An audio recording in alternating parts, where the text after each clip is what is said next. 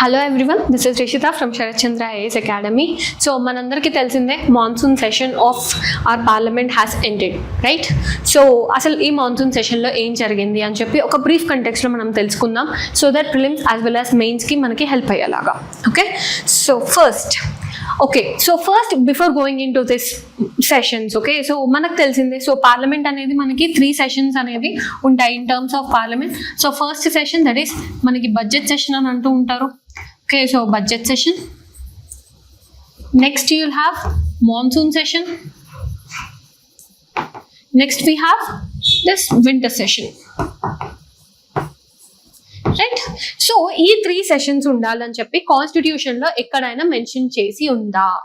So no, కాన్స్టిట్యూషన్లో ఎక్కడ కూడా మ్యాండేటరీగా 3 సెషన్స్ ఉండాలని ఎక్కడ మెన్షన్ చేసి లేదు ఇన్ ఇండియన్ కాన్స్టిట్యూషన్. క్వశ్చన్స్ ఇలానే అడుగుతారు. So because of that I'm saying there was nowhere mention. కాకపోతే under article 85, okay, so article 85 కింద మాత్రం it was mention that between 2 sessions 6 months కంటే ఎక్సీడ్ అవ్వకూడదు. ఓకే, సో 6 months కంటే ఎక్కడ ఎక్సీడ్ అవ్వద్దు బిట్వీన్ 2 సెషన్స్. ఓకే, అది ఆర్టికల్ 85లో మెన్షన్ చేసి ఉంటుంది. అంటే ఏంటి, కాన్స్టిట్యూషన్ ప్రకారం మనకి ఇయర్లో అట్లీస్ట్ 2 సెషన్స్ అన్నా ఉండాలి అని చెప్పినట్టు. Okay, so with this will start this particular monsoon session. What has happened? Okay, so మనకు తెలిసింది ఏంటంటే 12 ల్యాండ్ మార్క్ బిల్స్ అనేవి పాస్ అయినాయి. ఓకే, సో ఈ సెషన్లో మనకి 12 ల్యాండ్ మార్క్ బిల్స్ అనేవి పాస్ అయినాయి. సో అవి ఎలా పాస్ అయినాయి, సో మన ప్రొడక్టివిటీ అనేది ఎంత ఉంది అది మనం చూద్దాం. Okay, so if you observe the productivity of the parliament ఎంత ఉందండి, ఇట్ ఈస్ 15%, అంటే it has reduced. Okay, so మన కీ బిల్స్ ఏంటి, అసలు ఈ 12 బిల్స్లలో ఏమేమి ఉన్నాయి? ఒకటి ఎంఎస్ఎంఈ రిఫార్మ్ బిల్ అనేది ఒకటి ఉంది. Next we have public examination amendment bill in terms of ఇప్పుడు లీక్ అనేది అయింది. ఓకే, సో పేపర్ లీక్స్ అనేవి చాలా అయ్యాయి. సో దాని కంటెక్స్లలో we have this public examinations amendment bill అనేది ఒకటి. Judicial reforms, that is the strength of the judiciary has been increased. So అలా బిల్స్ అనేవి మనకి 12 అయ్యాయి. So significance of parliament. So what is the significance of parliament? Okay, so ఇప్పుడు significance కనుక మనం చూస్తే, so if you observe it is considered as a sovereign representative body. ఎందుకు sovereign representative body అంటున్నామంటే, ఇప్పుడు లోక్సభలో they will be directly elected by the people, MPs అనేవాళ్ళు, right? So అంటే ఏంటి, రిప్రజెంటేటివ్ బాడీ అనే కదా. And it is the highest law making body అని కూడా చెప్పొచ్చు కదా మనం అలా. నెక్స్ట్ ఇంకొకటి ఎగ్జిక్యూటివ్ అకౌంటబిలిటీ. ఓకే, మొన్న నేను కరెంట్ అఫైర్స్లోనే మీతో డిస్కస్ చేశాను. ఏమని అంటే, అపోజిషన్ లీడర్ గారు has asked government about rehabilitation of people of in terms of this Ken and Betwa link project. ఇప్పుడు కెన్ బెట్వా లింక్ ప్రాజెక్ట్ అవుతున్నప్పుడు అక్కడ పీపుల్ని ఎక్కడికి రీహాబిలేట్ చేశారు అని చెప్పి క్వశ్చన్ ఆర్లో అపోజిషన్ వారు అడిగారు అనమాట గవర్నమెంట్. అంటే ఏంటి, they are making executive to be accountable, right? So అదొకటి. And custodian of finances. Custodian of finances అంటే ఇప్పుడు బడ్జెట్ అనేది ఎక్కడ చేస్తారండి, రైట్? తర్వాత నెక్స్ట్ ఫినాన్స్ బిల్స్ అనేవి ఎక్కడ పాస్ అవుతాయి, in parliament it self. So అలా.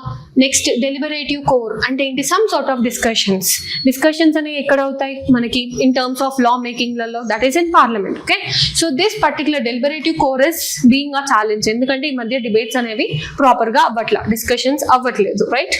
సో నెక్స్ట్ ఇప్పుడు ప్రొడక్టివిటీ కనుక చూస్తే మనము, Lok Sabha productivity has been fallen to 15%. Next Rajya Sabha productivity అనేది ఇట్ హ్యాస్ ఫాలెన్ టు 39% అని చెప్పొచ్చు అనమాట. Okay, so that is not a good thing. ఎందుకంటే లోక్సభ టైం లాస్ట్ అనేది 85%. ఎందుకు? That can be of many reasons. ఒకటి అపోజిషన్ వాకౌట్స్ అనేవి అవుతాయి, లేదంటే ఇట్లా టేబుల్స్ ని బాగా కొట్టడం. సో అలాంటి సమ్ సార్ట్ ఆఫ్ సిచ్యువేషన్స్ వల్ల. Okay, next what are the key challenges? అసలు లోక్సభ ప్రొడక్టివిటీ అనేది ఇంతగా తగ్గిపోవడానికి what are the key challenges ఏంటి అంటే, ఒకటి బైపాసింగ్ కమిటీ. ఇప్పుడు 12 బిల్స్ పాస్ అయ్యాయి, not even a single bill has went to committee stage. Committee స్టేజ్లో ఒక్క బిల్ కూడా వెళ్ళలేదు కమిటీ స్టేజ్కి. ఏది పాస్ అయిన 12 బిల్స్లో. మీరు అనొచ్చు, మొన్న మరి కరెంట్ అఫైర్స్లో మీరు జాయింట్ పార్లమెంటరీ కమిటీ అనేది ఎస్టాబ్లిష్ చేశారన్నారు కదా అని చెప్పి. ఆ బిల్ ఏది జాయింట్ పార్లమెంటరీ కమిటీ అనేది ఎస్టాబ్లిష్ చేసింది ఏ బిల్ కండి, that is for FCRA. Okay, so ఆ పర్టికులర్ బిల్ అనేది ఇంకా పాస్ అవ్వలేదు కాబట్టి will not count it. Okay, so ఆ తర్వాత next decline of private members bill. అసలు ఈ టైంలో ఒక 20 to 30 years నుంచి అసలు ప్రైవేట్ మెంబర్స్ బిల్స్ అనేవి కనిపించట్లేదు. So that is not a good thing. ఆ తర్వాత ల్యాక్ ఆఫ్ డిబేట్. అసలు డిబేట్స్ అన్న కాన్సెప్టే నడవట్లేదు. ఇప్పుడు 12 బిల్స్ పాస్ అయ్యాయి, only one bill had some sort of debate. ఒక్క బిల్లోనే మనకి డిబేట్ అనేది జరిగింది పాస్ అయిన 12 బిల్స్లలో. Okay, so these are the key challenges. Okay, so మరి ఇంకొక మేజర్ ఛాలెంజ్ ఏంటంటే vacancy of this deputy speaker post in Lok Sabha 2019 నుంచి అది వెకేట్ గానే ఉంటుంది. Okay, it's a constitutional post ని వెకేట్ గా పెట్టామంటే ప్రొడక్టివిటీ ఆఫ్ ద లోక్సభ తగ్గుతుందా పెరుగుతుందా? Definitely it will reduce. Okay, so దానివల్ల ఒక డెమోక్రటిక్ కన్వెన్షన్ అనేది ఎరోట్ అవుతుంది, మనకి అడ్మినిస్ట్రేటివ్ స్ట్రెస్ అనేది పెరుగుతుంది. సో అలా next, so as I already discussed, this is అంటే బెంచ్ మార్క్ అంత ఎంత ఉంది, మాన్సూన్ సెషన్ అనేది ఎంత తగ్గింది అనేది I have shown in a table so that you can understand in a better way. Okay, so committee referrals అనేవి ఎన్ని జరిగాయి ఏంటి అని. ఓకే, సో నెక్స్ట్ మరి ఏం చేస్తే మనకి పార్లమెంట్ అనేది ప్రొడక్టివిటీని పెంచవచ్చు మనం? ఒకటి ఏంటంటే we need to have a fixed calendar days. ఇందాక నేను చెప్పాను ఏంటి, మ్యాండేటరీ ఇంత అని కాన్స్టిట్యూషన్ లో ఎక్కడ మెన్షన్ చేసి లేదు, but we have to ensure that in order to have a discipline in our parliament. Next mandatory pre legislative scrutiny, అంటే కావాల్సిన బిల్స్ కి డెఫినెట్ గా కమిటీ స్టేజ్ కి వెళ్ళాల్సిందే అన్నట్టు. నెక్స్ట్ కాన్స్టిట్యూషనల్ కంపైలెన్స్, అంటే ఏంటి, డెప్యూటీ స్పీకర్ లాంటి ఒక కాన్స్టిట్యూషనల్ పోస్ట్ ని ఇన్ని ఇయర్స్ వెకేట్ పెట్టడం అనేది is not a good thing. Okay, so these challenges should be met in order to ensure a good parliament in India. Okay, so ఒక democratic country అయి ఉండి parliamentary ప్రొడక్టివిటీని ఇంత తగ్గించుకోవడం అనేది is not a good thing. Okay, so in this way you have to read this parliament concept in terms of polity. So thank you. This is from Sharat Chandra IAS Academy. Your dream, our mission.